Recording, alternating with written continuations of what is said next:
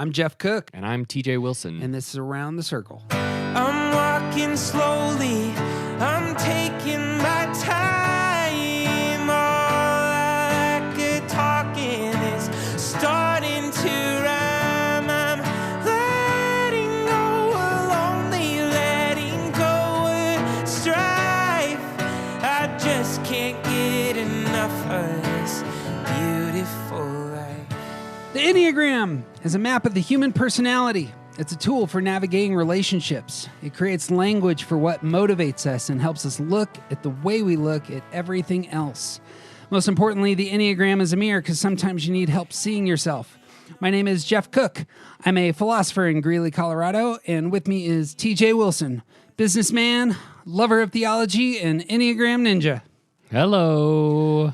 My man. Hey. How you doing today? I'm doing all right. It's been a weird day. You know, adjusting to life with an infant at home, it's just weird, you know. It's different. What is the newest thing that your newborn has done? She's been doing stuff for a while, but like she's rolling around a lot and like moving. She's just about to crawl. So, like, it's exciting to sort of, like, watch her start to get up on all fours, and it's just, like, it doesn't ever quite make it to her moving forward. She's still just pushing herself backwards. She's crawling backwards, but not forwards? Right. Because she pushes herself up, and then her arm strength pushes her backwards. Oh. So she's just constantly scooting backwards. It's pretty hilarious. So she needs help. Yep. In good news, today we have an expert on helping others. We have one, Hunter Mobley, who is just released a fantastic book on Enneagram 2s through the Intervarsity Press series. Hunter, we are thrilled that you are here. Thank you. I'm so thrilled to be here with you guys as well. Hunter, how do you normally introduce yourself? Well, I probably as a confused jack of all trades, master of none, but I am an Enneagram teacher, a lawyer, and a former pastor. So, you know, when it's not COVID, I get the pleasure of traveling the country and going to different places on weekends and during the week to teach the Enneagram and kind of work with groups with this great tool that we're talking about tonight.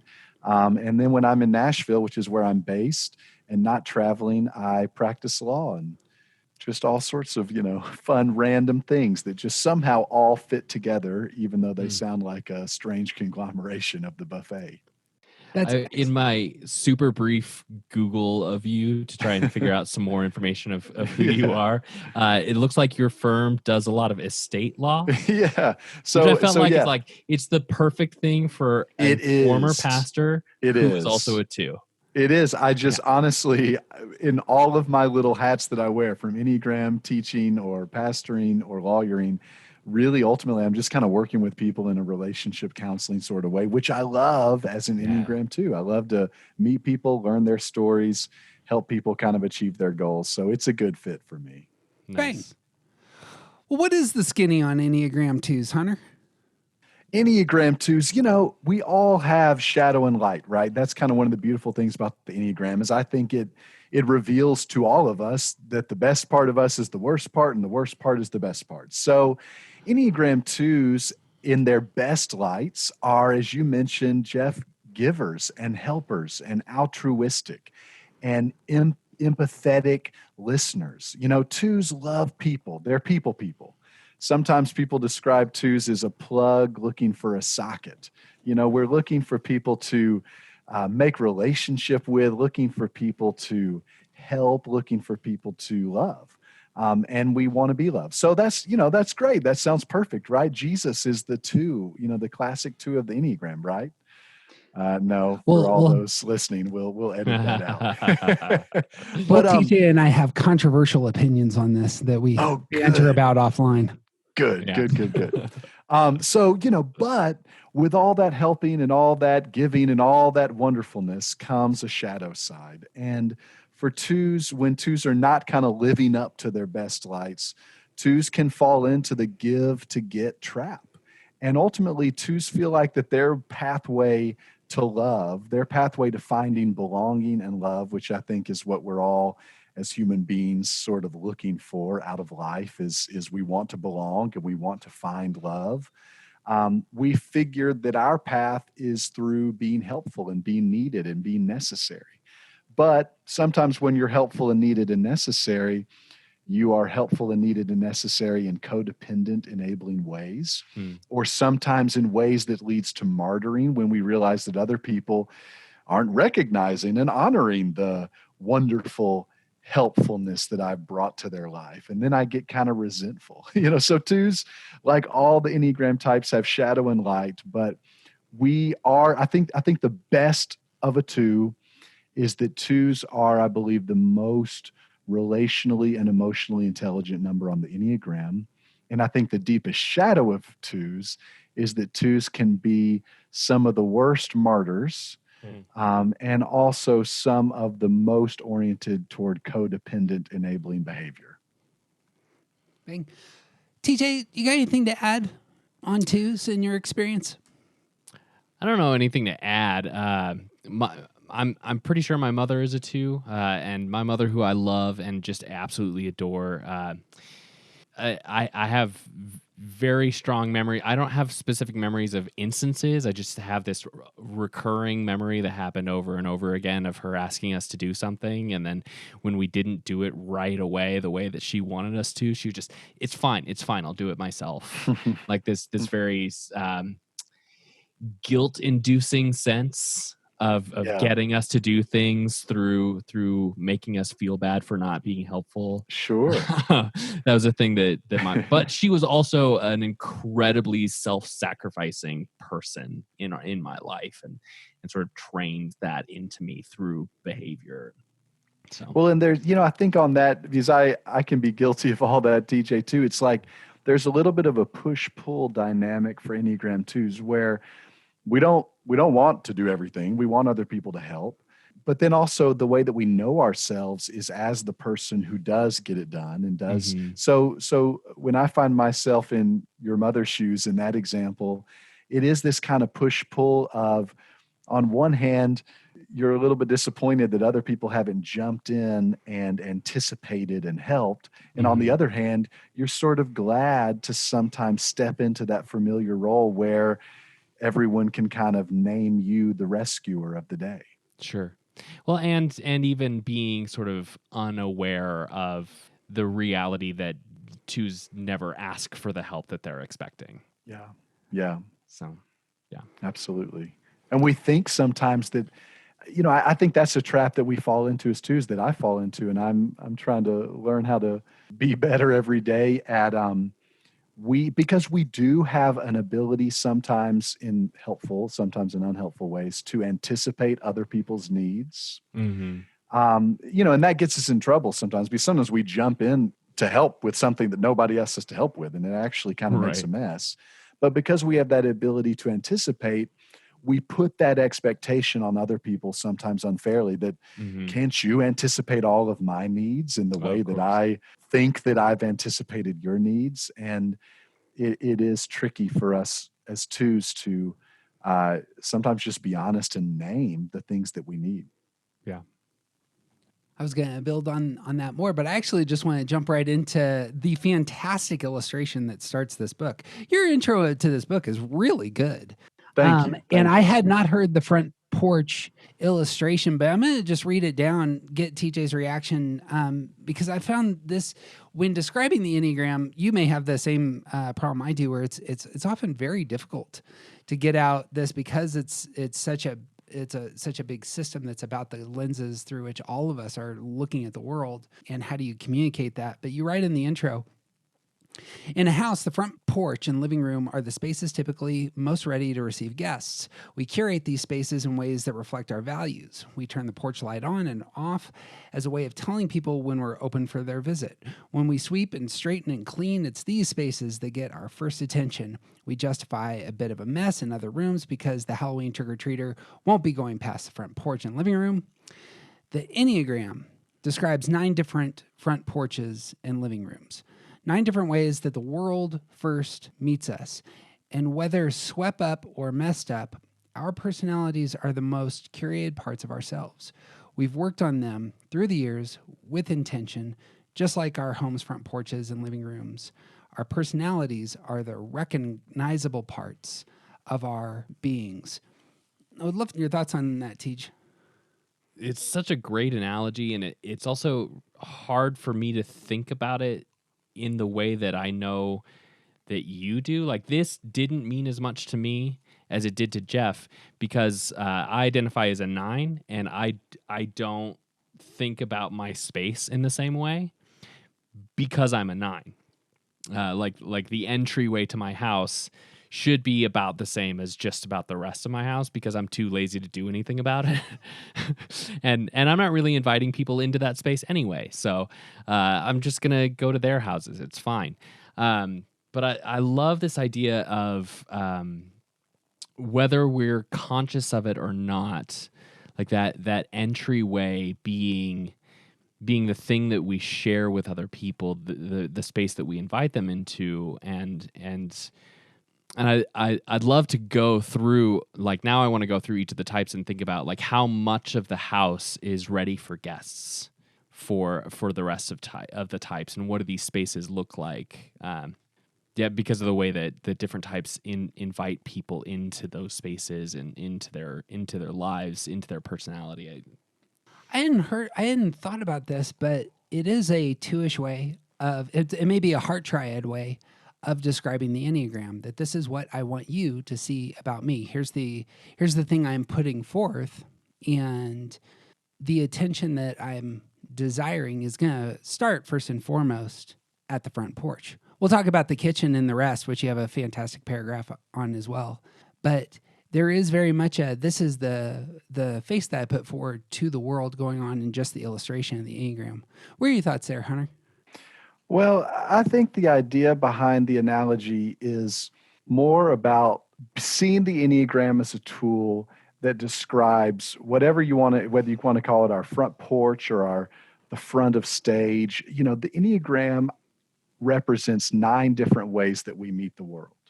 And those 9 ways are incredibly diverse. And some of them are more externalized and are ready to meet the world and ready for strangers to come in. Some of them are not. But my point with that analogy is to help people see the Enneagram as a tool that shows us that there is kind of a front porch and a back porch to ourselves. There's more than just what meets the eye. There's more than just what we bring to the grocery store, green bean aisle, or the front porch when we open the door, or the first time that we meet somebody on a Zoom call. There's more there. There's whatever you want to call that. You know, some people might call that your true self, or your essence, or your soul, you know, whatever language kind of works for you. And the idea of the Enneagram is that our personalities, which are represented by our Enneagram types, and in the passage you read, Jeff, what I kind of call our front porch and living room, our personalities block the pathway for people to get from our personality or our front porch and living room to the deeper parts of ourselves. So I think the question, TJ, that I would want people to leave is asking, how easy is it for people to get from your front porch and living room into the other areas of your home? That's kind of what I wanted to do with that analogy, to ask, Sure. you know, is your Enneagram type, ultimately, if you're healthy, if you're living in really a transformed, healthy, evolved way in your Enneagram type, then safe, trusted people can get through your personality, through your Enneagram type, and actually can encounter in some mysterious moments that can't ever be named or totally, you know, grasped. They can encounter your truer self, or a deeper just kind of essence of you.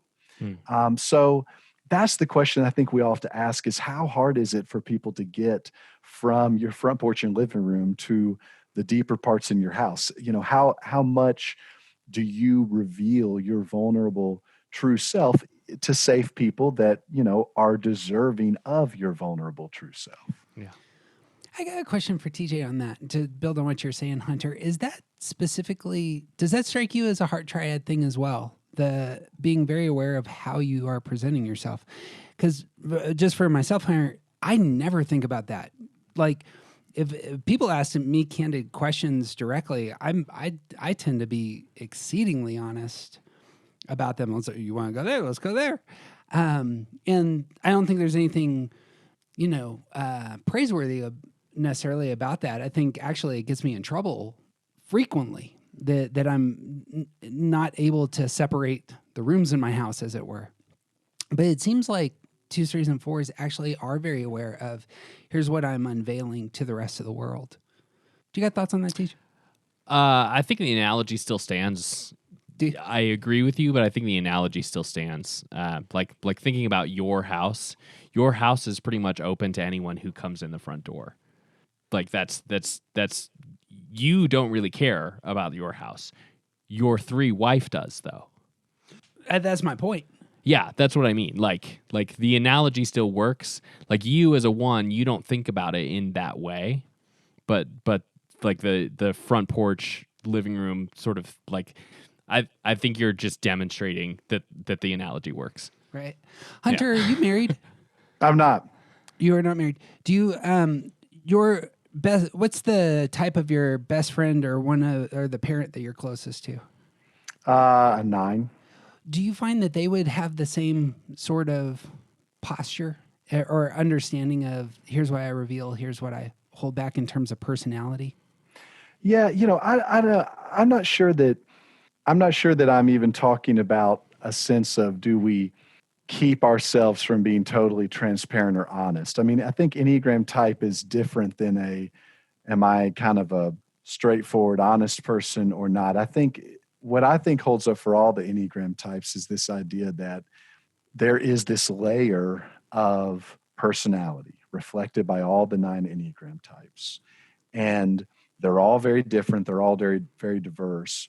And behind that layer of personality, there's other stuff that make us up. We all, our Enneagram type is reflected by our defense mechanisms, our coping mechanisms, our ways of just making it through life and through relationships and navigating difficult moments and great moments. And our Enneagram numbers help us. They're not bad. Sometimes people misunderstand and think, is the Enneagram trying to kind of break that down, or would the goal be that you've evolved so much that you don't represent a type anymore, or that you've, kind of graduated from your Enneagram number? No, they help us. Our personalities just help us navigate the daily affairs of our life. But there are deeper places beyond, behind, through, wherever you want to kind of visualize it located, deeper places beyond our personality. And I think for all 9 types, that's true. And yes, there are some types that are more forthcoming with who they are and just, kind of speaking truth. And there are some types that are more private and more reserved. But with all of us, our Enneagram type is kind of a layer to the onion, but there's a core to the onion. And that core is mysterious. It's part of our spiritual self, however you access kind of spirituality, it's part of our spiritual self. And if we don't learn how to name and navigate some of those layers to the onion, and there's more layers than just Enneagram type and personality. I mean, trauma, the street you grew up on is a layer, your birth order, your gender, whatever, all these things are layers. And we've got to learn how to recognize the ways in which they influence our responses to life and our reactions to life, and the ways in which sometimes they block us from actually getting to the core. We're going to talk a lot more about that when we get to affect, because I see that for myself. I feel like I'm like not constantly self-focused, but very inwardly aware. But for 2s, 5s, and 8s, oftentimes the inner life might be a place that requires a real transition, a journey, a turning of the eyes inward, more so than other types. Am I wrong there? Well, no, there are definitely 2s have to do kind of some extra work to draw from sometimes the kind of inner deep self, because 2s are so externalized, And I would say fives, don't have to do quite as much work as twos have to do in that regard. Fives sometimes have to kind of push themselves from being internalized to externalizing some of what's going on inside, and to take action based on that. So, each of our Enneagram types is different in that. Traditionally, we think sometimes about ones and twos and sixes, of course, as being a little bit more just oriented to making decisions based on external feedback loops and external feedback mechanisms. And we think about sometimes fours and fives and nines as making the big decisions of life by just kind of drawing on their deep interior well of experience and thought and belief. And we think about threes and sevens and eights as kind of moving between those two places and flexing a little bit, sometimes drawing from internal experience, sometimes drawing from external loops and feedback mechanisms. So we're all different in that regard. That's all well put. Again, the intro to the book is worth the price of the book. The illustration that you build on Front Porch's house, the depth of people's homes, just gold. As twos, our front porches and living rooms look like helpful, attentive, and emotionally intelligent responders. We have well curated our reputations as people who can be counted on. We're the people of yes, but beyond our front porches and living rooms are a diversity of unexpressed and unmet feelings and needs. Tiredness, loneliness, grief, and disappointment, and longing live beside joy, gratitude, and hope in our kitchens, dens, and bedrooms. You hear anything there, TJ?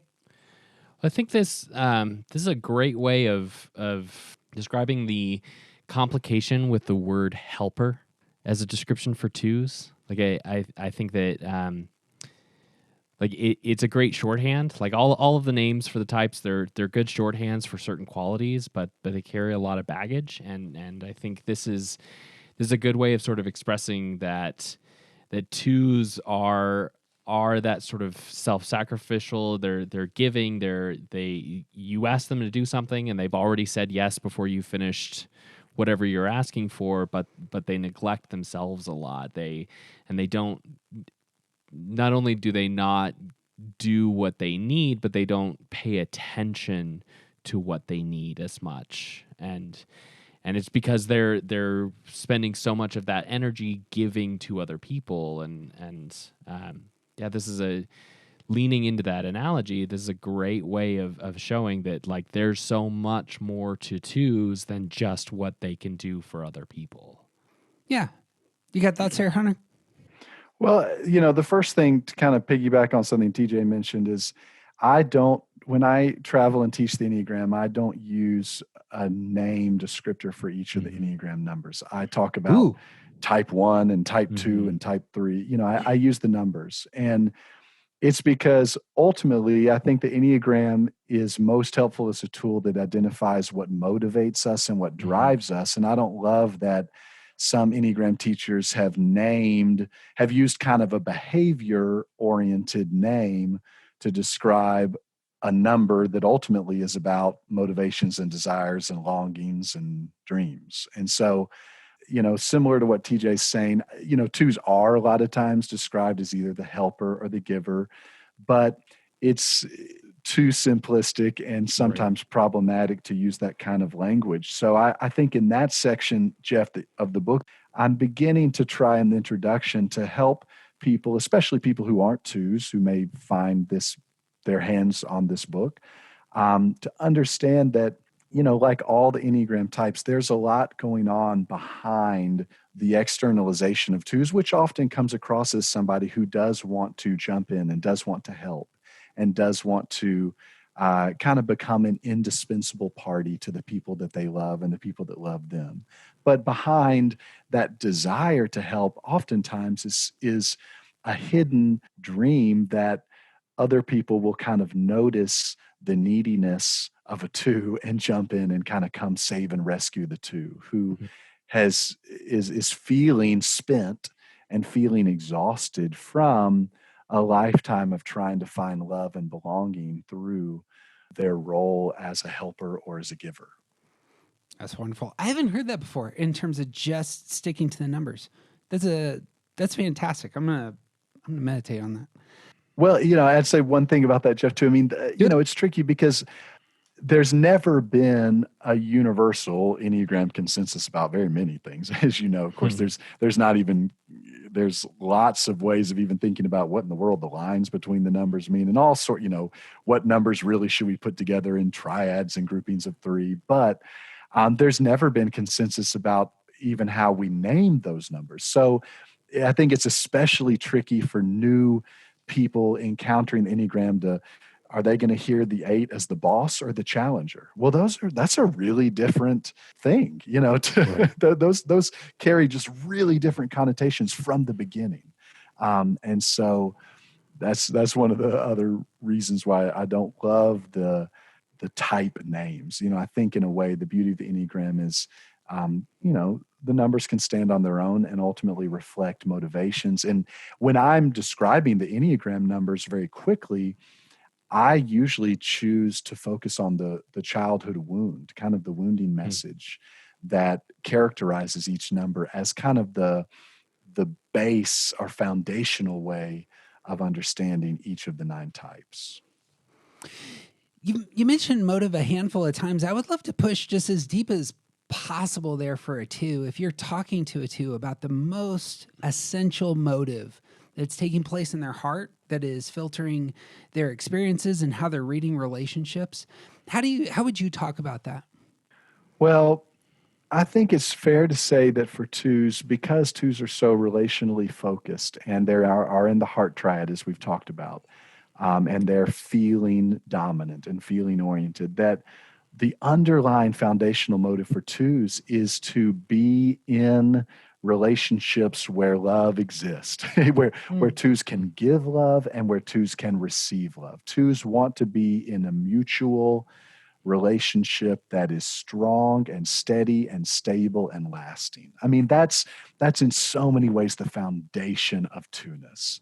And so then there's all these kind of secondary motives that come when we just do any kind of action. So sometimes our giving and our helping and whatever we're doing in the moment has this secondary motive of, okay, so if I give to you, if I help you, if I kind of save the day, if I jump in and play the part of the fixer for you, then will you give me this mutuality of maybe this love that I feel for you? Will you give that back to me? And there's all these kind of secondary motives that come in that sometimes pollute our actions, and can actually do the opposite. I mean, all of us know that sort of the caricature of somebody who just gives too effusively, always with a little bit of a string attached, is somebody that really people want to kind of run away from, right? And so, when our kind of motives are too polluted, then we actually get the opposite of what we want. We get people running away from us rather than people running to us. But at the end of the day, 2s want to be loved and they want to love. What do you hear there, TJ?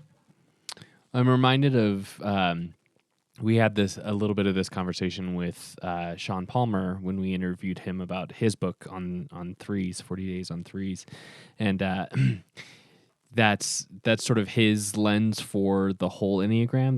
That each type that personality is based on figuring out how to love and be loved, and I'm just hearing, like, within that heart triad, hearing very similar ideas about, like, this is about loving and receiving, giving and receiving love, and that's the core motivation there, and just figuring out how to do that and putting pieces and layers and complexity on top of that. But really, it all comes down to figuring out how to give and receive love. Yeah, no, I agree. I think, the foundation in some ways for all of us, like you say, TJ, is we're all looking for the same things, and I use the language in this book of love and belonging as something that I think we're all looking for. I think a third thing is meaning, and those all go hand in hand: love, belonging, meaning. All 9 Enneagram types at the core are looking for that. We find love and meaning and belonging in really different ways. We feel really different ways about it. We think really different ways about it. We approach in really different ways love and meaning and belonging. But that's the foundation. And twos specifically find that or try to find that through emotional empathy, through anticipating people's needs, through becoming indispensable to people who they love, and to generally being seen, as I mentioned in the book, as people of the yes. Yes, I'd love to join you. Yes, I'd love to help you. Yes, I can do that with you. Yes, let's do that together. Boom. Yeah. We're going to walk through each of the four triads with twos, and we're going to start with the intelligence center. Twos, build on any of this if you would. Twos intelligence center. It's going to be the heart triad, how they perceive the world is through their heart. There's a focus on self-image and identity. Twos, like threes and fours, desire attention. There was one entry that you had in are you all calling these devotionals or books, or is there a shorthand? Well, I know there is a Enneagram Daily Reflections is IVP's That's what it sort is, of reflections. language. Yeah. and I'll say on that, I think, some people will read this as kind of sit down and read it all in a setting. Some people will want to kind of walk through it on a 40-day basis as it's designed. But however you approach it, I think it's kind of the beautiful thing I think about this series, what made me excited to be a part of it is whenever you're reading an Enneagram book or whenever you're attending an Enneagram lecture or listening to a podcast, most often you're hearing other numbers taught by someone who's not that number. Mm-hmm. And I think this whole series is exciting to hear each number described in sort of almost a memoir fashion by a person who is that number. Mm-hmm. And we all, have unique experiences and ways of describing ourselves. So there'll be things about my book about twos that some twos will resonate with, some twos won't. But ultimately it's exciting, I think, to kind of, I think that's why I'm excited to read all of them, because I want to hear the numbers and the experiences of lived life in those numbers described by people who inhabit that number. Yeah, same. Agreed. On day 20 of your reflections, you write, as I'm writing this entry, there's a conversation that I'm putting off having about resigning from a committee that I have wanted to resign from for 2 years. When I was asked to serve on the committee 5 years ago, I really didn't have the time or heart for it. And you build this story. And one of the things that you were elevating from this story is you said, excess in my two-ness most often comes when I say yes to something when I really want to say no. And that seemed to get to the core of motive for me there. What do you hear there, TJ? Well, the first thing that stood out to me with that specific passage is that it tickles me that you said you're putting off resigning from something that you wanted to resign from 2 years ago, but you didn't want to join it in the first place. Right, absolutely. And I'm like, part of me is curious, are you aware of like the sort of reframing that you did there of like you should have said no in the first place. Sure, of but course. You're still saying that you should have resigned only 2 years ago? Like you're okay with having served the 3 years, sure, even though you didn't want right. But also like there's a very common thing within twos is saying yes when you should say no. And Suzanne very frequently talks about like what is mine to do. And that's been her life lesson for the last several years is figuring out what's hers to do and learning when it is okay to say no, when her instinct is to say yes. I'm just curious like how that journey is going for you and how are you figuring out how to give yourself permission and when to say no? Like when in the process do you figure out that you need to say no? Sure. That's a lifelong journey for twos is one thing to say, because saying no to an invitation to a two is a stressful thing. And there's a couple things that I do personally in my own journey each day of learning. Just the other day, just 2 days ago, I had somebody in my law practice, hey, can you help me with this? gives me a big description of what the project is. And I know it's just a little bit outside of my wheelhouse. It's a little bit outside of just kind of my, what I can do efficiently and what I know I can do really well. I had to kind of make sure I didn't just respond to that email in the moment, because initially, it's somebody I love. It would be a good referral source. It's a well-regarded person in the community. It would be financially lucrative, all these things. In the moment, it's like, yeah, sure. Thanks for asking me. But I'm one, and Suzanne talks about, Suzanne and I are good friends. We kind of swap tips. She doesn't carry her calendar with her, for example. That's because she knows she needs to be able to say, if you say, hey, next Friday night, 5 p.m., my place, can you be there? She needs to be able to say, hey, let me circle back to you in a few hours once I get my calendar. And I have to build in some of those things for myself too. And one of the questions that I'm learning to ask myself is this something that only I can or will do? And the answer needs to be yes to both, because if it's something that a lot of other people can do, let's bless them to do it. And let's bless me to not do it. Is it something, that nobody else will do? Is this something that only I can or will do? That's a helpful question to me as a two. And finally, I'll say, there's a line running between 2s and 8s on the Enneagram figure. And different Enneagram teachers have different language, of course, for exactly what those lines mean. In the school of the Enneagram, mostly influenced by kind of the Jesuit teaching, the Enneagram that Suzanne teaches from as well, we talk about that line between 2 and 8 representing a move that 2s can make when they're in times of stress to go kind of get some extra stuff from 8 to help them. And one of the things that I am learning to go get from 8 is a better boundary around my time and around my interests and my needs and my passions, which often can involve saying no to someone else's invitation, because that is ultimately going to steal my ability to get to the things that I really know I need to get to. And so I think a helpful tool for 2s is to learn from our friendly neighborhood 8 that we have this line of access to, and learn how we can go toward 8 and actually access some better boundaries and access the ability to say no. Can you put your finger on the things you need to get to?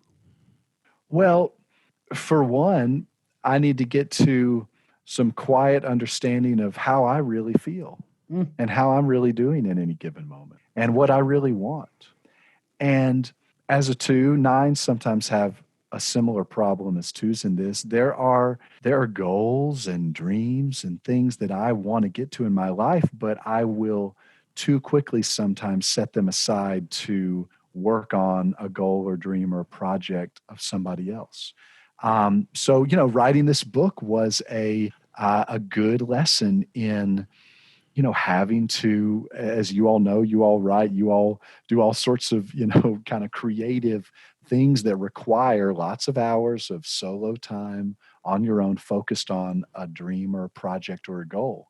And daily, as I was writing this book, of course, I was presented with little fires to put out for other people, or little things to attend to, or little invitations, or little projects that people that I love were a part of that I could jump in on.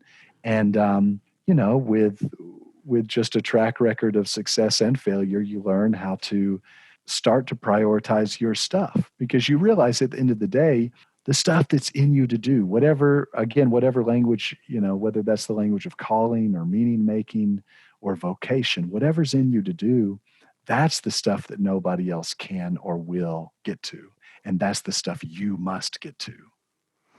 Let's talk about underlying feelings for 2s. You routinely mention this as shame. You mentioned earlier that there's a lot of fluidity and opinion in Enneagram circles about what the right answer is about certain things. I've heard that this is from another 2 that they aren't as comfortable with shame as the description of the underlying feeling. And I was hoping for your insight on this. They put their fingers on something more like relational anxiety. But is it the case that for you, shame actually is the thing underlying feeling wise for twos? That do you identify with that language? Yeah, it fits for me, but I hear from twos that say that too. You know, some people actually will talk about the 2, 3, 4 kind of grouping of numbers as sort of the grieving triad. You know, that's another set of language that works for some people in those numbers too, instead of shame or instead of relational anxiety. But shame works for me. You know, nobody loves to raise their hand to really any of the core emotions on the Enneagram. You know, you lead an Enneagram seminar and you say, today we're going to talk about anger and fear and shame. You know, which one would you rather have? And the truth is, of course, we all experience these. There's free floating anger, fear, and shame just falling down like rain all around us. But as a 2, I do find that for me, the one that I just, you know, have a little bit stickier Velcro to is shame. And the reason why I resonate with that is I do resonate with the 2 kind of idea that where I wonder if I wasn't really needed, or I wasn't really all that helpful, or I didn't really have something to bring to the table to the people that I love, why would they still want me? You know, that's still just a question that's way back there that, of course, you know, just a lifetime of work to attack that sort of fundamental thing. But so for me, that idea of there's just this kind of underlying shame that just kind of permeates, you know, and I think relational anxiety is a part of that shame for me, because there's one of the reasons why I struggle sometimes to say no is because of that relational anxiety of, well, if I say no this time, then probably that relationship is over. And ultimately, there's shame in that. There's anxiety in that. There's kind of existential grief in that. But I do resonate with shame as kind of a core emotion. You know, and I think about these core emotions, guys, as in a way like a cork in a bottle. You know, all the other emotions are there. I mean, there's anger in me, there's loneliness in me, there's joy in me, whatever all the emotions are there. But it's like for those other emotions to get expressed in the right ways and in helpful ways, or to get released so that they can happen and then be over, you got to deal with the cork in the bottle. You got to kind of take that out so the others can kind of flow naturally. And shame is sort of that cork that kind of gets some of those other emotions stuck, or some of those other emotions get retranslated sometimes into shame before they can actually be dealt with on their own. You know, so for me, you know, sometimes when I should be angry, my first reaction, if I'm not doing well and I'm kind of not doing my growth, therapeutic, spiritual work to try to live healthily in my number, if I should be angry, I'll find myself in kind of this shame cycle or this shame spiral.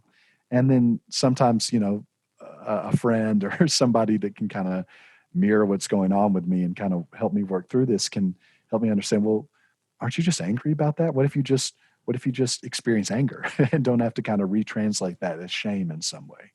Yeah. You got thoughts on that, TJ? I'm just thinking about that for myself as a 9. I relate a little more cleanly with anger than most 9s do. I'm very aware of my anger and that it's there constantly, like it's sort of like the Hulk. I'm always angry. But it doesn't ever come out of me appropriately, and dealing with learning to sort of not confront, but address, deal with, at least stop ignoring my anger helps me get a little bit closer to all the other emotions, and helps me understand the anger a little bit better. And I think that like that's how I kind of feel about the core for all of the other types, is that like I love that like cork in a bottle thing. It's that like this is sort of the place to focus so that you can more clearly understand the rest. Right. And often we have to kind of, sometimes that's the one that we have to deal with first so that the others can live. Right. I'm thrilled that you say shame because 1, it's real clean, and I like clean. Relational anxiety is too long. 2, it seems like shame is much more of a past focused word, and it fits with that, shame being past, anger being present, and fear being future. Again, I like clean systems, but as you were talking, and I was hoping you could comment on this, the shame for you, it seems to be it's about the things out there. It's about the relationships out there. Whereas I assume it's the case that fours would experience shame going the opposite direction and be an inward shame. Here's my past inwardly. Yeah. With that, Jeff, sorry to jump in on you, but, I agree. I think with each of those core emotions in those triads, there's one number in each triad that experiences the core emotion primarily in kind of an externalized way. Uh-huh. And that emotion is externalized, and we kind of, it's sort of focused outward. Mm-hmm. There's one of the numbers that interiorizes the emotion more. And then there's one number in each triad that kind of, quote, forgets about it, air quotes, kind of has in their minds maybe moved on or evolved or graduated from having to experience that emotion, So in this heart triad with 2s and 3s and 4s in the shame space, for 2s, shame is kind of externalized because it's really about relationships and how they're viewed in relationships and what they do right or wrong in the context of relationships. And 4s, it is kind of this existential shame, like maybe I'm broken and maybe something's missing. It's really internalized.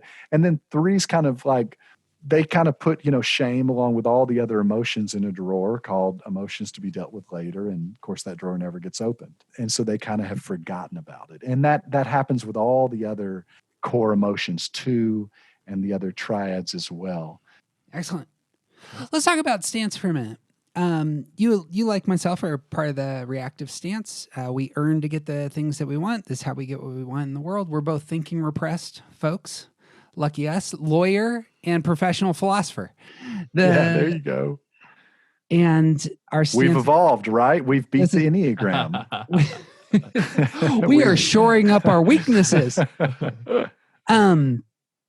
You wrote in one of your reflections, I have lots of shower fights. Not actual fights with other human beings, but imaginary fights that occur in frantic dialogue in my mind while I shower. I often hear from other 2s that they also have shower fights or fights in their minds when their heads hit the pillow at night or fights in their minds as they drive to work. And I was hoping that we could talk about that verbal processing, or perhaps that's not necessarily verbal. Well, I don't know if yours are verbal. Are yours verbal? Sometimes is, sometimes isn't. Yeah. Kind of a hybrid. TJ, would you talk about repressed thinking for 2s? Well, I'm struck by I guess this is more of a clarifying question first before I continue the rest of my thoughts. Are these fights about things that have already happened? Typically, they're fights. Yeah, they're fights about things I wish that I had said in the moment that I couldn't bring myself to say. Sure. So it's like this is a way of processing after the fact. Mm-hmm. It's a way of processing after the fact. And it's very much in line with that repressed thinking. Like 1s, 2s, and 6s all sort of get stuck in this unproductive thinking. It's not that they don't think. Like, obviously, you're a lawyer, you're a professional philosopher. Y'all think. But that unproductive thinking is like sometimes it happens after the fact. Sometimes it means you get stuck in not being, like 6s get stuck in not being able to decide what to do because their thoughts are just sort of spinning them around. And this is a great example of processing what has happened after, like well after the moment has already passed. And you may not be able to do anything about it anymore. Sure. But you're still thinking about it and trying to figure out like the rational processing of the events that have already passed. Yeah, and I think the question for all of us in kind of this thinking repressed grouping of numbers that Jeff mentioned, 1s and 2s and 6s, is the question is, what's the focus of all the thinking? And for 1s and 2s and 6s who do a lot of thinking, like, we're thinking all the time. The question is, are we out of balance in what we're thinking about? Hmm. And are we devoting most of our mental thinking energy toward maybe one subject matter? So for me as a 2, toward relationships. Right. And for me, that's true. I need to learn to bring my thinking into balance by not just thinking about me in relationships, me externalized, me in the context of community. Mm-hmm. I need to also think about other things, Mm-hmm. my internal experience, my own feelings, my own thoughts, my own needs. So, and of course, and again, we're always painting sometimes in caricatures when we just quickly describe the numbers, but it's like with ones, they're thinking too much about perfecting things or what Mm-hmm. could be better or what needs to be changed or what should, ought, could, would have been done. And then 6s, of course, are spending a lot of time making plans for events that are never going to happen. And so all those 3 numbers are thinking a lot, but it's like the focus of the thinking is outsized in really one area. And we've Mm-hmm. all got to learn to bring our thinking into balance. Yeah. That's my big, I'm kind of an evangelist about balance with Enneagram. Yeah. That's my big kind of teaching emphasis is with balance in thinking, feeling, and doing, balance in head, heart, gut, balance in sexual, social, self-preserving, balance in past, present, future. All these areas, the Enneagram gives us all these beautiful clues and kind of roadmaps to show us where we get out of balance, Mm-hmm. where either we're too leveraged or under leveraged. And those roadmaps, which are represented by our Enneagram types, which tell us, 2s, you're over leveraged in feeling and under leveraged in thinking and over leveraged in present orientation and time and under leveraged in future. All these roadmaps just give us clues as to where we need to kind of put a little bit of extra attention and focus so that our lives can live in balance. Because I think a balanced life is like a 3-legged stool. It's solid.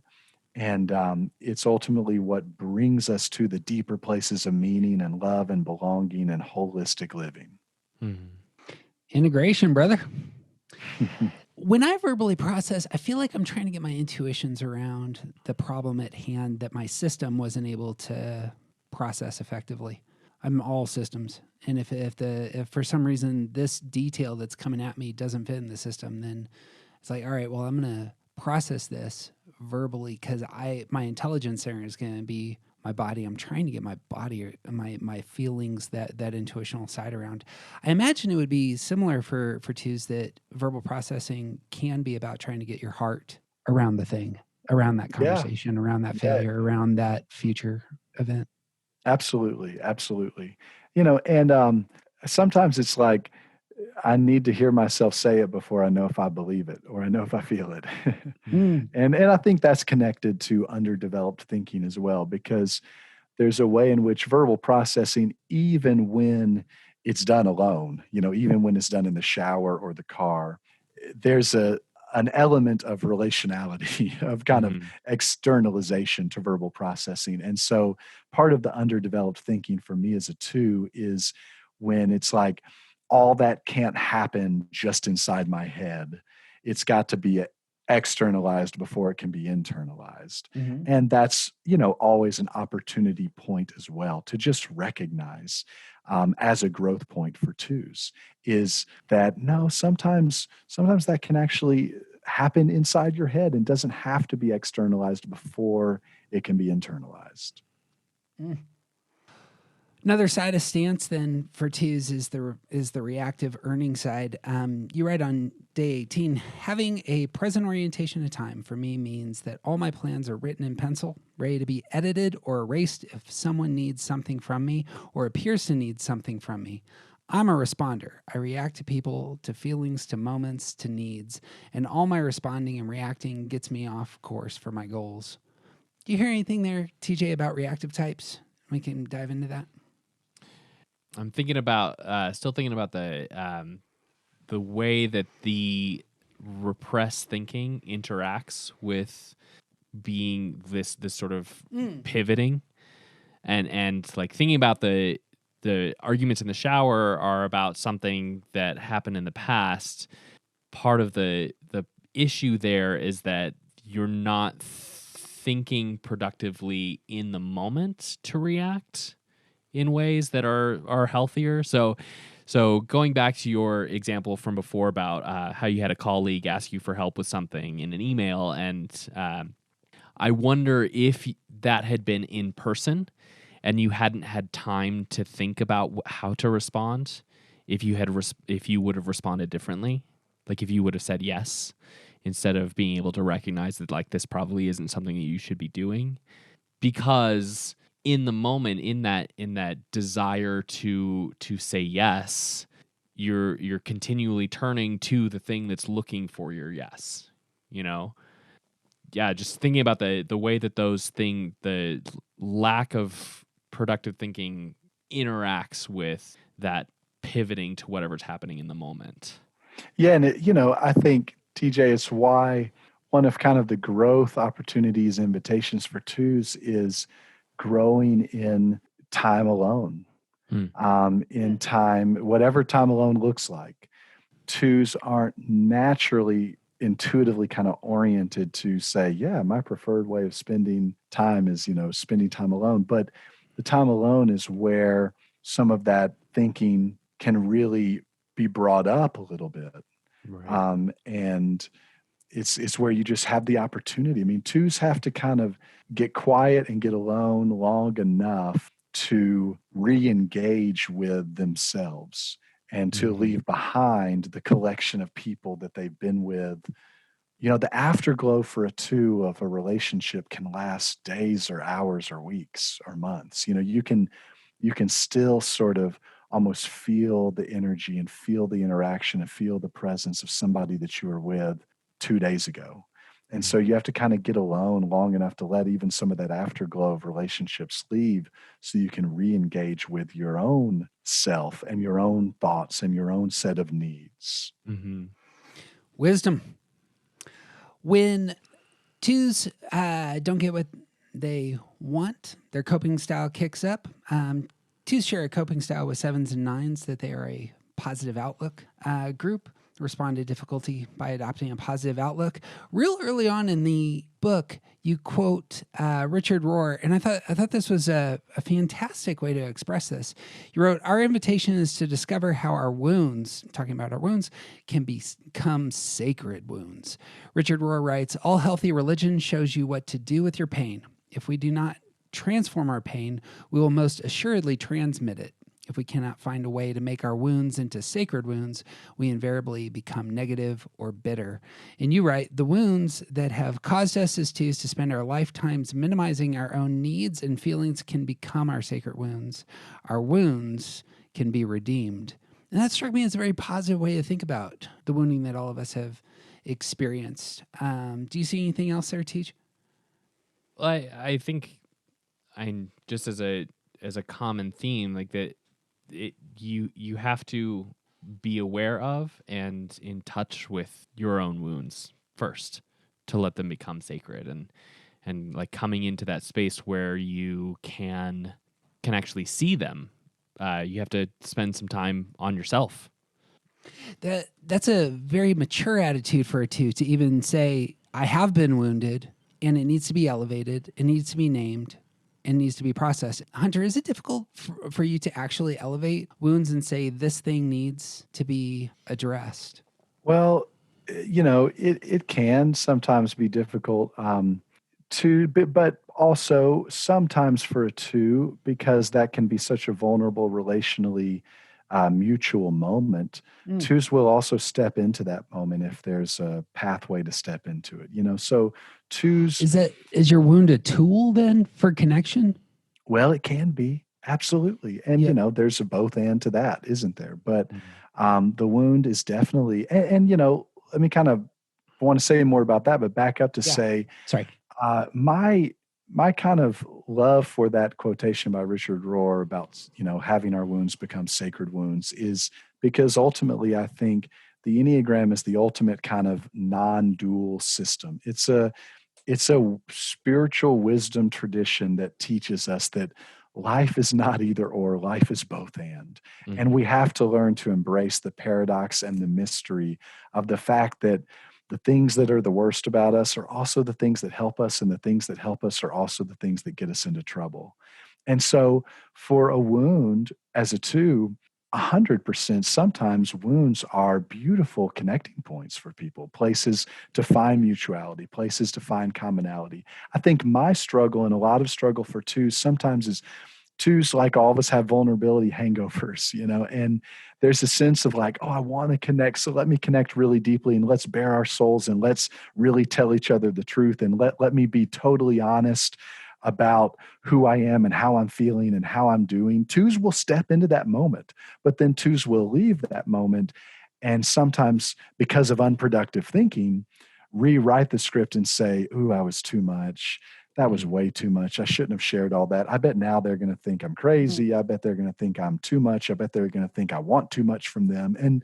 And honestly, one of the tricky things for twos is learning how to gauge whether they're being too much or too little, because twos are unpracticed sometimes at self revelation and self expression of needs and desires and feelings. And so when twos do get to that, which they get to it in safe ways, but when twos do get to it, they leave and unproductive thinking takes over. And then they wonder if they were too much or if they were too little. My thinking is routinely, did I do the right thing in that encounter? But this is going to be different for twos. In terms of self-assessment, when you say, was I too much or too little? It's again relational. Did I upset the connection? Like, is it that the connection's maximized? I think a beautiful difference between ones and twos, Jeff, is, for ones, did I do the right thing is kind of like an objective question. Everybody else be damned. Did I do the right thing? I don't care in some ways whether everybody else around me thought it was right. If I somehow find my way to knowing that it was right, then I did the right thing. Mm-hmm. But for twos, the question of did I do the right thing is a very subjective experience, and the evaluator is the other person. Ooh. And so twos, did I do the right thing often means, did I do the right thing in that person's eyes or in that person's evaluation? Because, we talk about, I think when I'm trying to help somebody, sometimes I have these kind of coaching, counseling sessions with people who are between a couple numbers and are trying to kind of land on their number. And whenever it's somebody who is trying to figure out if they're a one or a two and kind of between those two numbers, I focus in on this idea that, ones will kind of privilege behavior over relationships, but twos will privilege relationships over behavior. And what that means is that for ones, it's tricky for ones sometimes to want to be in a long-term mutual relationship with somebody whose behavior doesn't meet the mark. But for twos, I could care less about what your behavior is. Will you just be in relationship with me? And that's why twos are natural born codependent enablers. And we have to work on that. Did I do the right thing? Each of us thinks about what the right thing is in a really different way. And for twos, it's more subjective.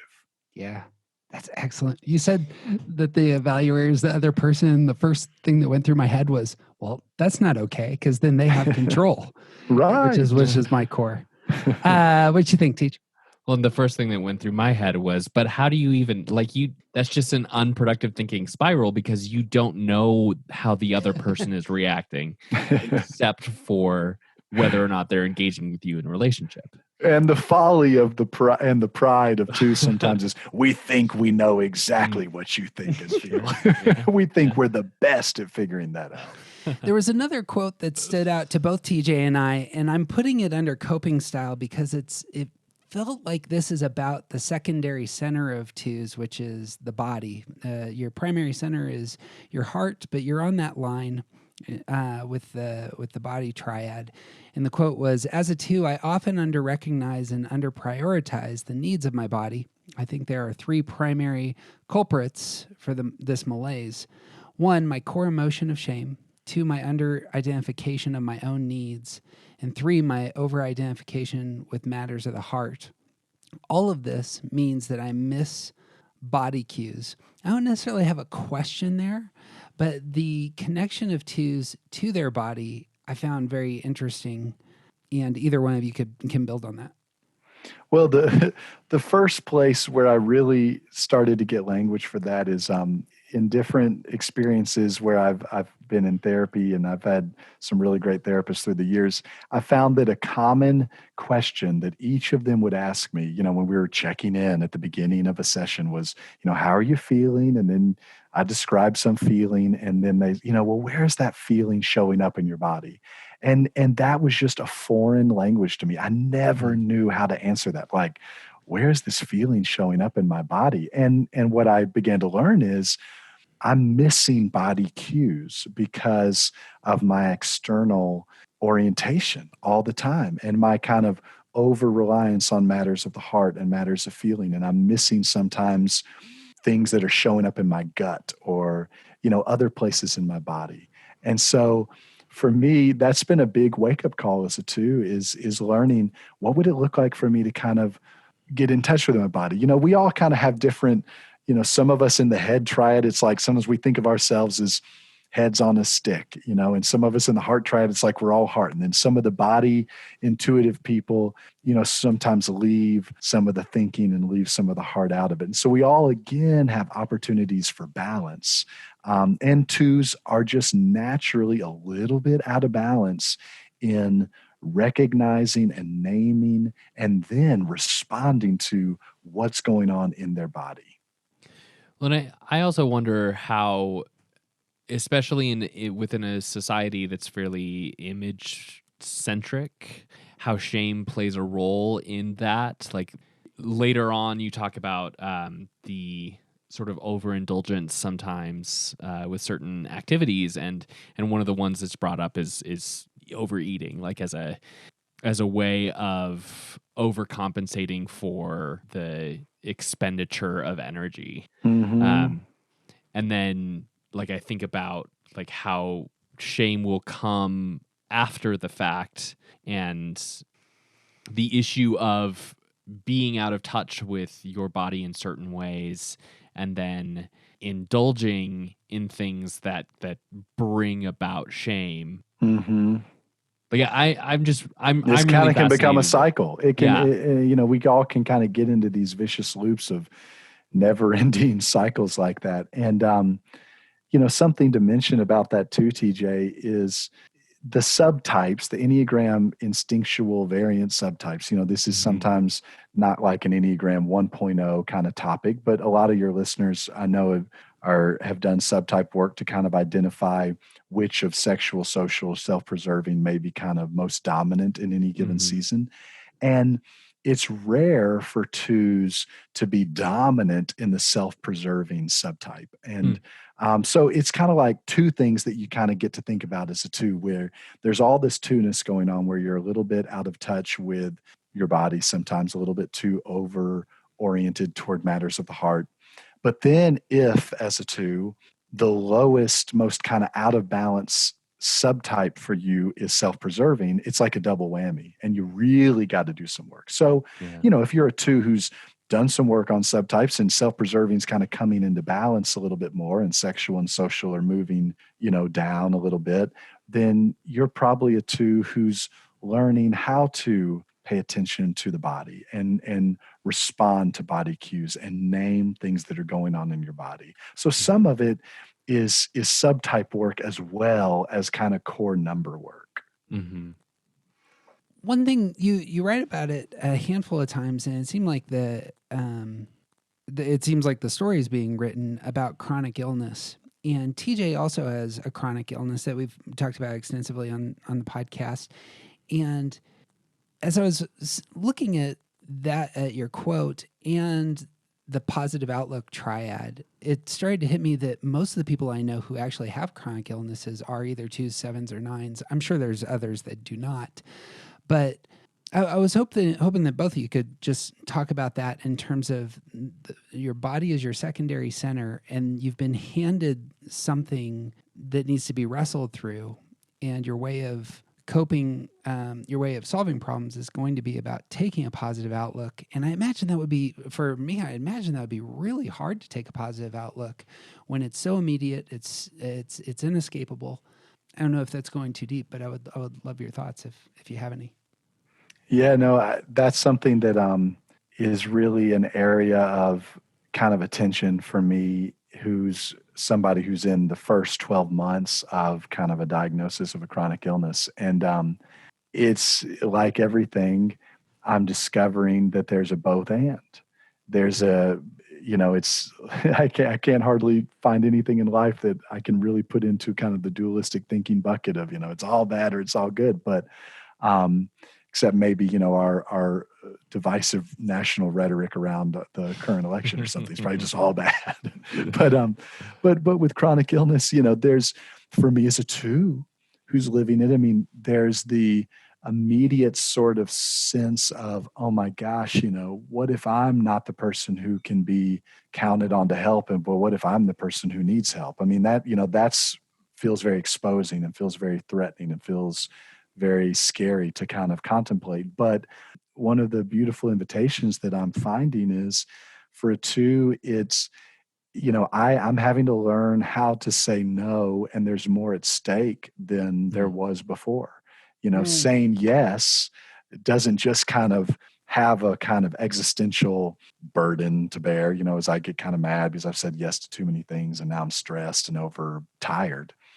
But there's actually a physical toll that, saying yes too many times or, even silly little things.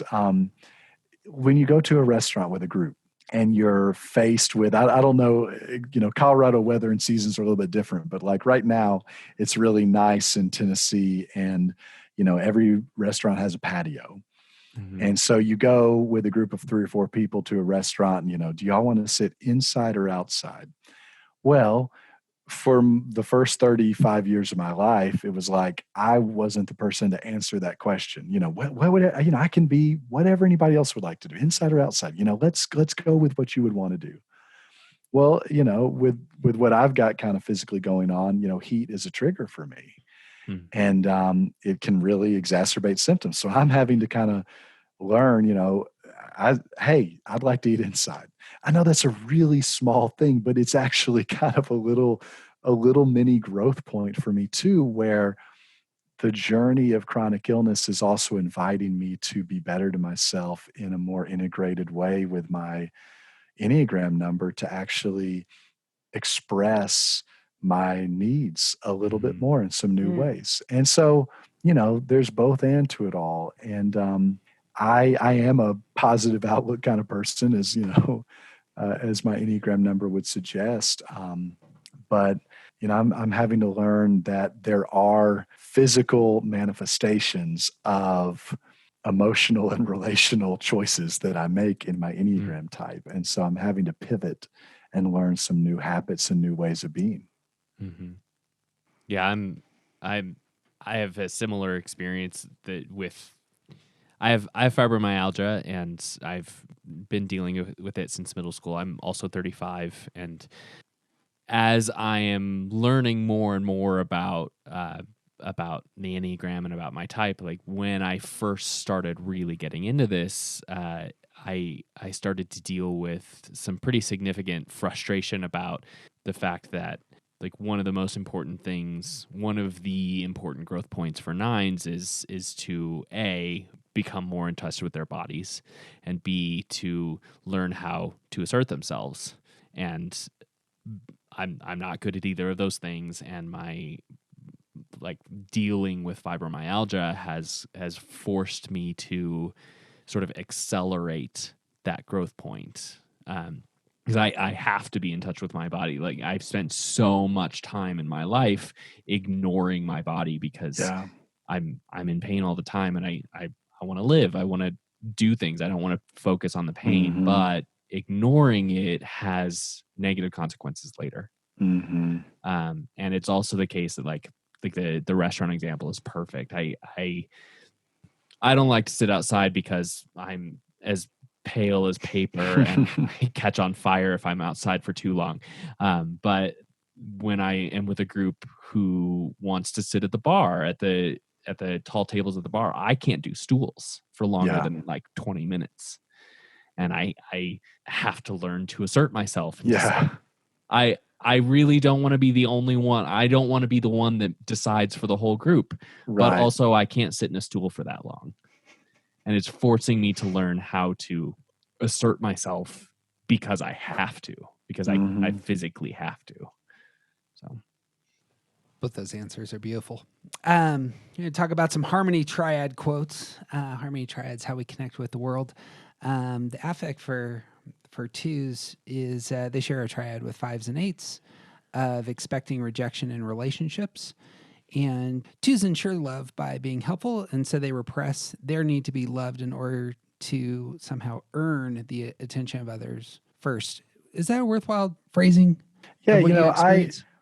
It is. The core kind of wounding message in a way for a twos is this idea that, hey, you really shouldn't kind of have your own needs. It'd be great if you were just like, okay, so that you could devote all of your energy and attention to everybody around you that has a lot of needs and needs a lot of help. And it's funny how similar that is actually to the wounding message of a 9 in some ways, because 9s will resonate with some of that too. But yeah, that's a good articulation. So we find love, we find belonging, we find meaning, all these kind of core foundational things that we're all as humans searching for in life. And we find these through being attentive to other people's needs and kind of pushing down our own needs. And the thing is, it's kind of like, we talk about with threes, we sometimes call threes, we act like they're deceivers or they're chameleons, or they're always changing their shape. And it sounds really like threes are doing this intentionally. Well, they're not, of course. The only person they're really deceiving is themselves. Twos is the same way. It's like twos aren't naturally just thinking, let me push down what I want right now. They do that so naturally and intuitively that they've actually lost touch with what they want and how they feel and what they need. And they have so focused on your needs and feelings that they actually are kind of more identified with them. So that's why if you ask a 2, what do you need? What do you feel? What do you want? It's a little bit like a deer in the headlights is what you sometimes get back from the 2, because that question is unexplored. It's like I've lost touch with that, and I have to do work to re-engage with that. I can't just give you a, what do I want? What do I need? What do I feel? I can't give that to you on the spot. I have to kind of work myself back to it, because I have just so over-identified for so long with your needs and feelings that I've actually kind of now tied myself to them. And sometimes with a 2, if you ask a 2 how they feel and they give you a question, or they give you an answer too quickly, you got to almost kind of stop and wonder and maybe do some extra work to see if they're actually just expressing what you're feeling. Because 2s just kind of over-identify with the feelings of other people. I found it interesting that on day 2, you're reflecting on exactly that. And it seemed to me that this is a very core side to 2s. I suppose with affect, this is how you connect with the world. So I suppose in my own mind and heart, I would probably, if I was writing a book like this, talk about my ideals pretty early on. But you're right. I still hesitate to name my own feelings and needs. My strongest defense tactic is asking people endless questions about themselves. And then in a latter reflection, you say, I began to realize how many times I shift my dreams, passions, and goals to match those of other people. I have spent a lifetime finding love and belonging through identifying the needs and interests of people around me and reordering mine to fit. I've spent a good portion of my life out of touch with my own feelings, needs, and passions. My core self is underdeveloped. Another way of saying what you just said, but I thought those were really cleanly, beautifully articulated, and anyway, they emotionally moved me in terms of, I suppose my emotion that rises up there is kind of sympathy, that I'm like, I could see exactly how that would go, and that strikes me as a hard place to be. Do you find that a hard place to be, or is that just, no, that's just how I navigate the world? No, it's a hard place to be, because, and that's why 2's part of the shame core emotion of being in that kind of heart shame triad is there is kind of a grief and a loneliness that's an undercurrent for 2s. as they wonder if their relationships are really mutual and reciprocal, as they wonder if other people feel as strongly about them as they feel about the other person, as they wonder if other people will be there one day when they need something in the way that they want to be there for other people. So there is kind of an existential, and then they wonder if they deserve any of that. It's not just I wonder if somebody one day is going to give to me the way that I've given to them. It's then they wonder if they're deserving of that. And that's why twos, twos want affirmation and want positive verbal feedback and encouragement and all that. But twos don't always know what to do with it because of shame. And so twos will pivot really quickly away, well, thank you. Oh, that's great. That's so nice. Thanks for telling me the book is great. Okay, well, let's pivot over here. Because twos don't quite know what to do with that and again, I think that's shame. I'm also thinking about how, like this, again, a common thread, like how much of this can become sort of cyclical. Like, you mentioned, side note, I love how you draw similarities between other types, like twos and threes will behave similarly, but here's a core motivation that's different. Twos and nines behave similarly, but here's a core motivation that's different. I think about this in the same way that like nines do something similar when you ask them what they think about a certain thing, how they feel about a certain thing. We don't necessarily know how to answer, and it's because we're used to not asserting ourselves. And this can become this weird cyclical thing with other people because then other people will move on, and our internal thought process reinforces the reason why we won't assert ourselves in the first place. And for twos, that internal processing says they don't actually care about myself. Myself isn't important enough. That's such a good point, TJ, for twos and nines especially. I think, speaking about just illness, I mean, I find myself in this bad loop sometime where, if I'm having some day where I really want people to know that I'm not having a great day and things are tough, sometimes, I'm a little bit maybe resentful. The people that I love aren't asking more questions about, how you're doing. But then I realize it's like, well, if every time I ask you, you kind of pivot and reframe and say everything's great, I stop asking. Right. And that happens a lot for twos. Every time we turned the attention to talk about you turned it back to us. So we stopped asking. Or every time we asked if there was anything we could do to help, you said you had it all handled. And, nines, I think sometimes get lost in that loop too. If it's like, I minimize my engagement so other people don't recognize that my presence does matter. So then that tells me that my presence doesn't matter. So then I minimize my engagement a little bit more. And we fall into this loop. And all of us, ultimately, that's got to be the greatest sales pitch, I think, for the Enneagram or for whatever personality tool someone's really working, is it just gives us some language to expose that and to name that and say, okay, here's the bad pit that I can fall into of the never-ending cycle of under-mentioning my needs, and so they don't get met, and so then I under-mention them, so then they don't get met. And the Enneagram just tells us that. And allows us to kind of laugh at ourselves a little bit and start asking some good questions about how is that actually sabotaging me from mutual relationships? How is that sabotaging me from experiencing joy?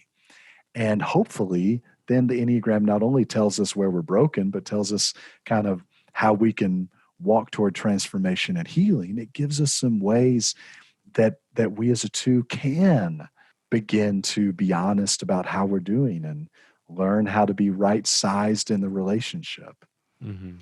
Hunter, how do you know when you are authentically wanted by somebody or by a group? Ooh, man, I don't know, Jeff. How do you know that? That's good. That's a good question. I mean, that's a question that we wrestle with as twos, right? I don't know. There's It's like the Supreme Court's, articulation of what's pornography. It's like, you know it when you see it. There's a mysterious, there's a way in which when you get through Enneagram type, this goes all the way back to when we were talking about front porches and living rooms.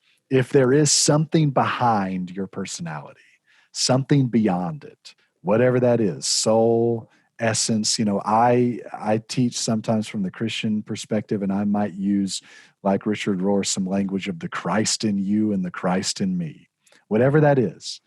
When that meets, when your essence meets my essence, when the Christ in you meets the Christ in me, when my true self meets your true self, you know it for just a minute. And you can't park there. You can't camp out there. As soon as you try to kind of, say, whoa, look at what we just had, it's gone. But I think for twos, because twos are relationally intuitive and they do have a high amount of emotional intelligence, they really do know when something's mutual and when a connection is real. And you just know it and you feel it. And then the problem comes in with unproductive thinking when sometimes you talk yourself out of it. Mm-hmm. That's a stellar answer. We're going to transition to the shadow side of twos. I want to ask a question about flattery to start. I don't know that I saw a reflection on this, but that seemed to me to be like the catnip that might be out there for you. That on one side, I love the radar you have for, I know when I am connecting in a genuine way with another person. Are you able to name flattery as flattery, or is it the case that this is something that you have to mull over? That's good. I guess there's maybe a different answer for flattery that I'm giving or flattery that I'm receiving. I think I can recognize it in myself for sure when I'm giving this idea of sometimes twos, I'll recognize I can go on autopilot of just positive affirmation after positive affirmation. And you kind of just catch yourself sometimes thinking, what am I really saying? Is any of this true? Do I really feel any of this? Do I mean any of this? And so I do have to learn to kind of catch myself in kind of giving that. And in receiving it, again, I think twos, one of their strengths is emotional intelligence. And so I think twos do have a good gauge of really understanding what they're getting from somebody else. Yeah. And whether what they're receiving from somebody else is really authentic and genuine, and they should kind of take it on, or whether, it's something that's kind of less deep and more shallow. You exposed something that I wasn't aware of. I have always read flattery as something that you are craving. And you're saying that flattery is used by twos in order to get attention for themselves. So if you put yourself out there as one who is overstating the good thing you see in front of you, that person will obviously tell you something similar. Reciprocal. Is that how that would work then? Yeah, I think so. Or even, I'm not so sure twos really in the moment, they're not really necessarily looking for like a reciprocal statement, from the other person.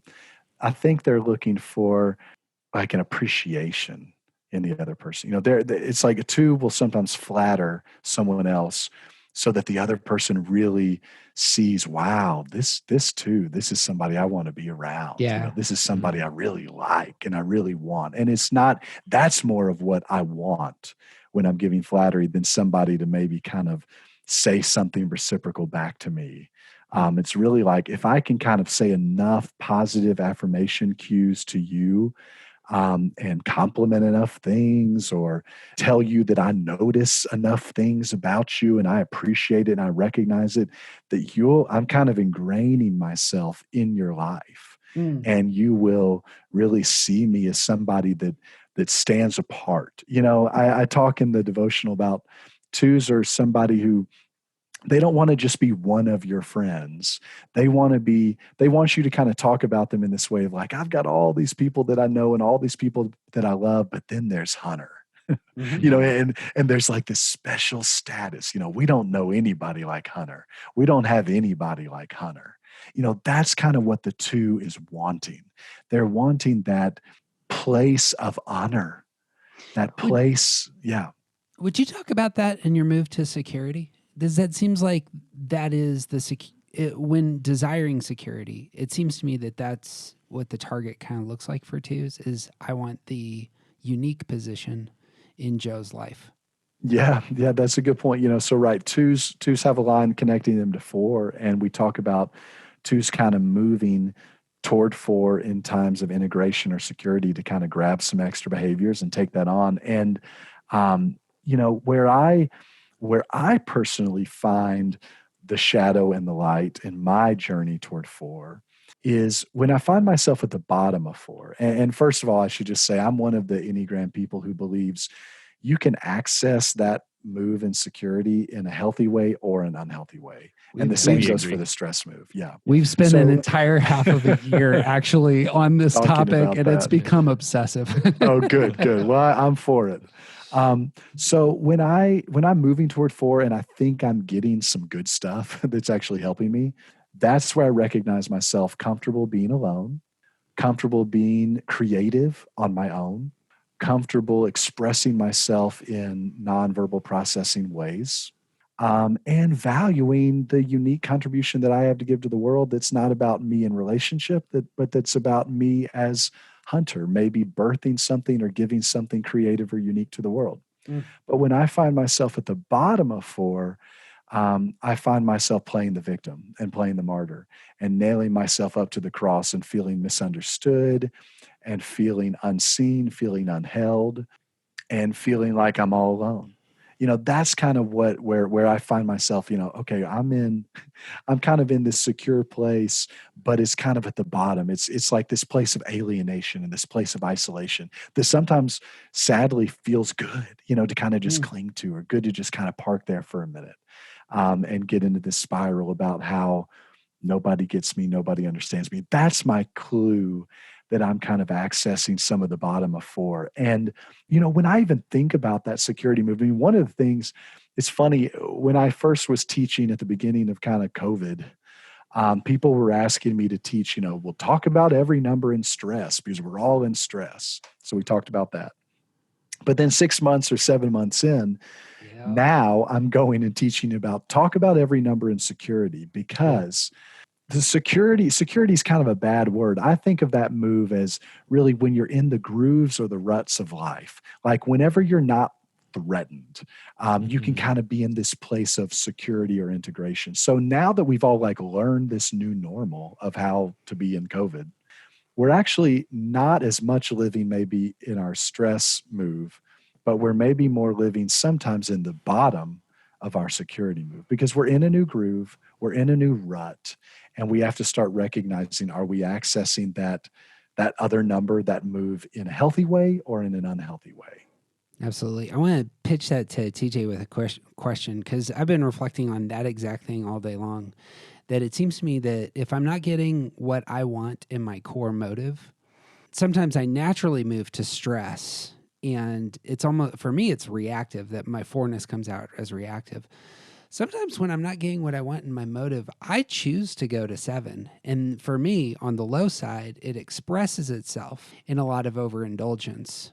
And that can be a choice of mine that I'm making. And we've wanted to talk more and more about this, about how stress and security actually, it's not that there's an overlap or that they touch, but that there's far more in common with them than we might initially think. Especially a lot of folks, Enneagram-wise, want to say, well, of course you want to be in security and you want to avoid stress.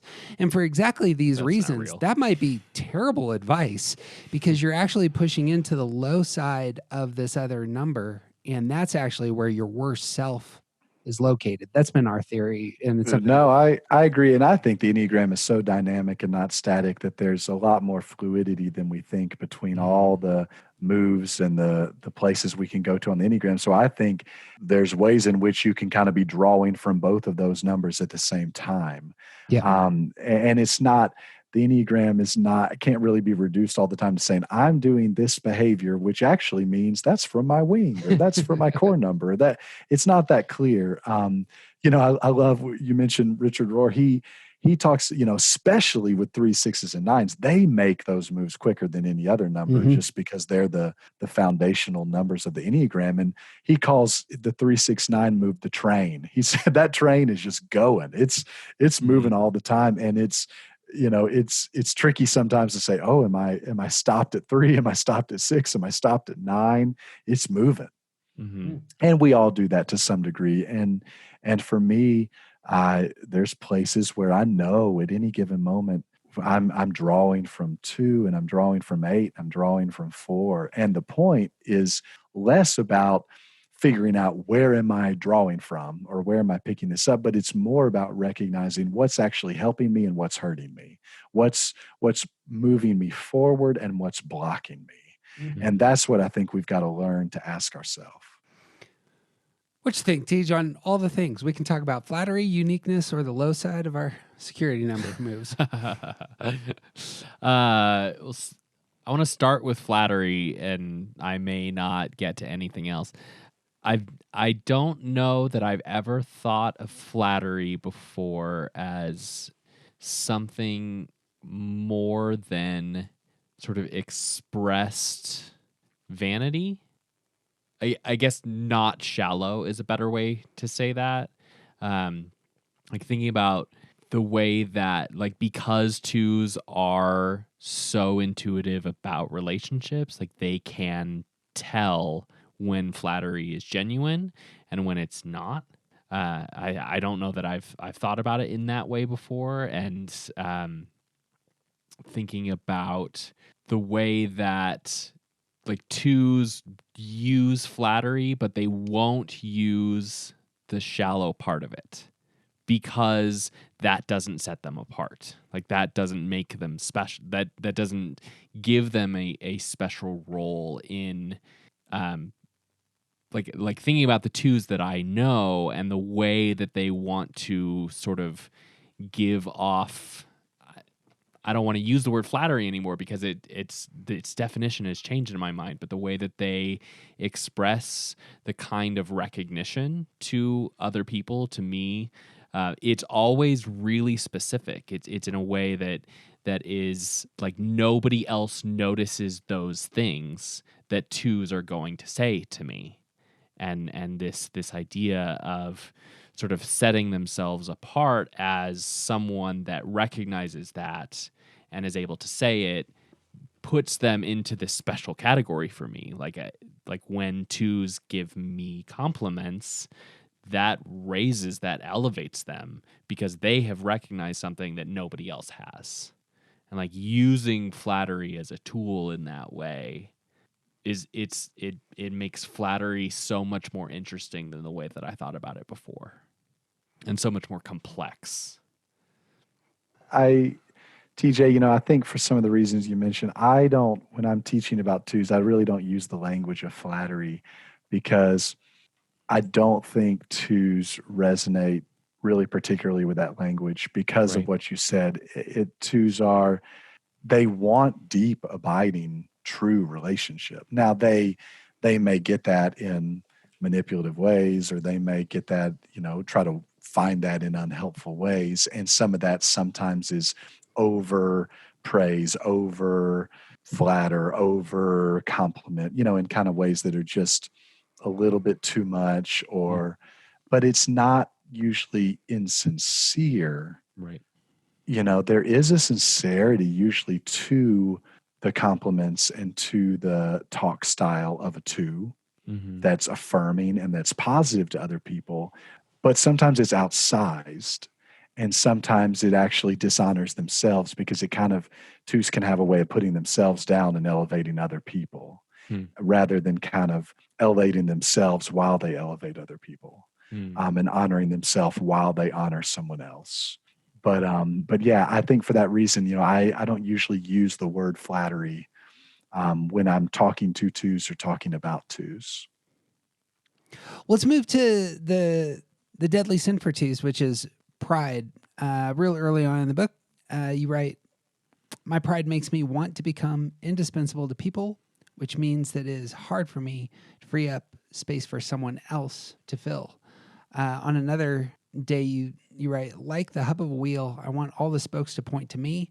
The question, however, is, am I a centerpiece in a way that blesses everyone in the community to belong and be free? Or am I a centerpiece in a manipulative way that requires people's place in the community to be dependent on me? Lots actually in this book about wrestling through pride. TJ, can you talk about twos and pride? Well, I think this is a great this center of the wheel analogy is a really great way to think about this. And I particularly like that you phrase this in a way of saying that this is what you want and it can be good or it can be bad.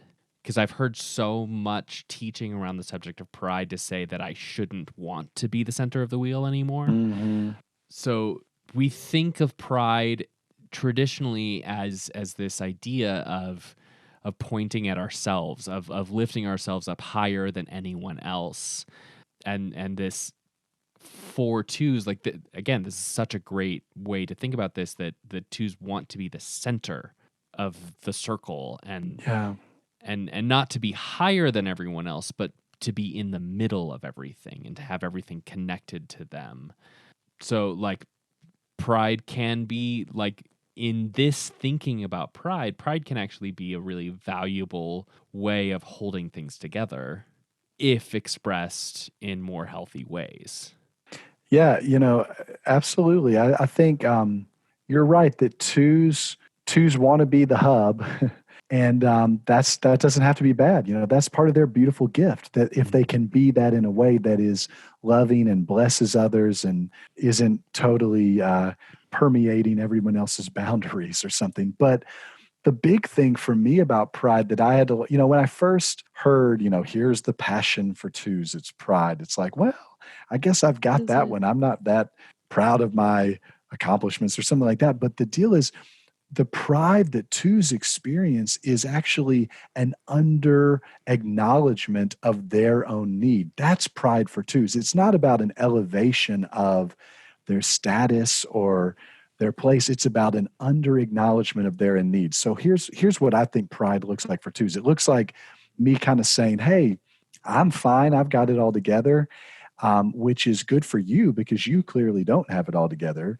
And the good news is I've got all of my energy to devote toward you because I'm fine. Mm-hmm. And so the pride there is the pride that two experiences is not so much about, elevating some kind of status or accomplishment or something like that as we traditionally as Americans think about pride. It's about not being honest about the fact that, hey, you're in need, I'm in need too.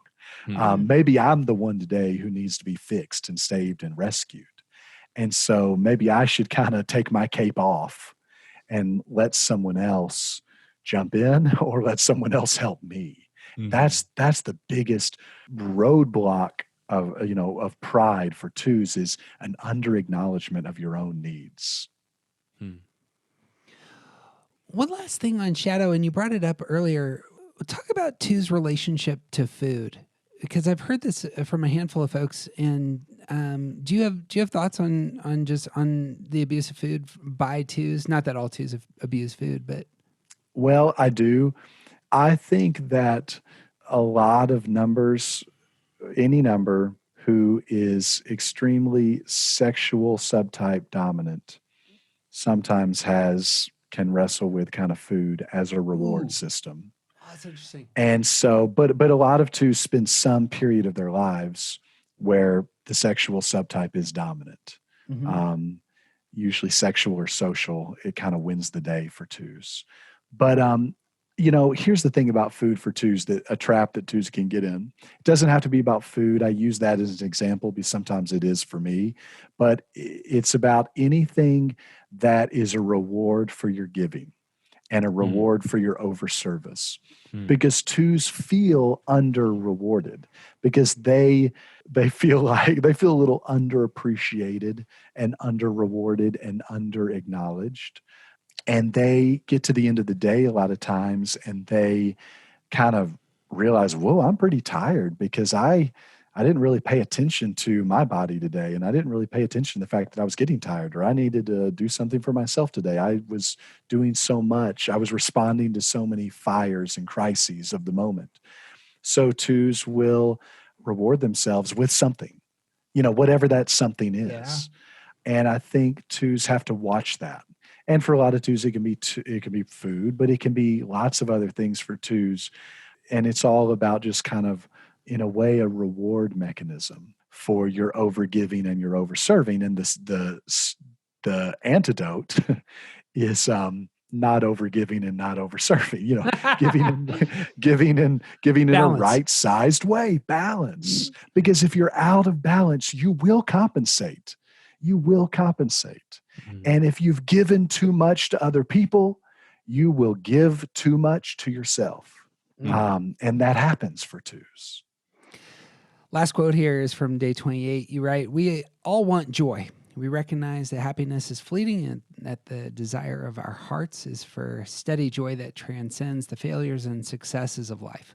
I've discovered in my own journey that joy only comes and only lasts when I'm true to myself in every way, when my feelings, needs, failures, gifts, and struggles are owned by me and offered to those I love in honest and transparent ways, naked and not ashamed.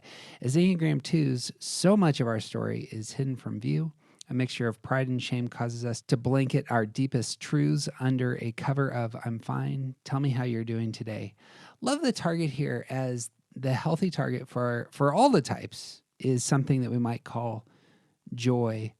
Just a last word on how you experience that, what that looks like for you. Yeah. The days where I could come to the end of the day and reflect in some kind of a examine or some kind of just an evening reflection and feel like I touched joy that day.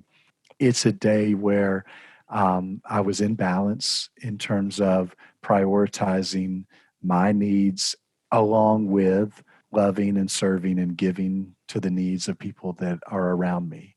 And so for me, joy is about balance as a 2. And I only find joy when I bring thinking, feeling, doing, head, heart, gut, past, present, future, sexual, social, self-preserving into a place of more balance where I can kind of be at equilibrium a little bit more. And that's where there's the capacity and potential to kind of just touch a joy, a sober joy that's lasting. And that is not about kind of that rewards compensation we talked about, but that's just kind of there. Thoughts on that, Teach? This has been sort of an undercurrent of this whole thing, and I think it's a big part of twos, but that balance, a big part of that balance seems to come from becoming more in touch with yourself. And that's the goal of learning from the Enneagram anyway, is to learn more and more about your unconscious behaviors and the things that drive you. And it seems like a big part of the path to joy for twos is becoming in touch with your own thoughts and feelings and looking to see yourself a little more clearly in the ways that you so naturally see other people, and to give yourself some of the care and attention that you so naturally give to other people. Absolutely. My kind of maybe closing thought on that is there's a line in the book that says, loving others is our gift as twos, but loving ourselves is our invitation. Yeah. And that's the invitation for twos, Mm-hmm. is to offer the same thing that you would offer to others. Find a way to offer that to yourself, and to believe that you're just as worthy and just as capable of receiving that as other people who you offer that love and admiration and honor to. Mm-hmm. Well, Hunter, we've loved having you here. Where can folks find you if they need, help moving heavy furniture this weekend, or perhaps are real interested in the rest of your work? I don't have a truck. Twos, if you're a 2 and you have a truck, sell it. Just get rid of it. EnneagramHunter.com is my website, and Instagram and Facebook and all that. So Enneagram Hunter, and I'd love for you to follow me on all that and come see me at some event near you, hopefully soon. Excellent. Well, much love to you, and we're cheering Thank you. for you and all the things that are going on in your world. 2020 has just been we have stored up at least 10 years of karma. Absolutely. I don't even believe in karma, and yet I'm expecting payouts here for a while. Big payouts. I agree. No, thank you. It's been great to be with you all. Well, it would mean the world to us if you'd pause, take 2 seconds, and write us a brief review and give us some stars on your podcasting platform of choice. You can find all the links to all of our stuff at aroundthecircle.org. Shout outs on Twitter, Instagram, and the rest are always appreciated. And I print them off and hang them in my bathroom. Not really, but I thought that was funny in the moment. The best thing you could do, however, is share this episode with a 2 who needs some balance. Yeah. That's a good word. Yeah. They would love this. All about balance. Music is by the collection at Greensboro, North Carolina. And Tim Coons. You got anything else, Teach? I got nothing. Well, he's TJ Wilson, and he is officially awesome. And I'm Jeff Cook, and who you aren't isn't interesting. Be who you are. That's where the goal is. Will come burning.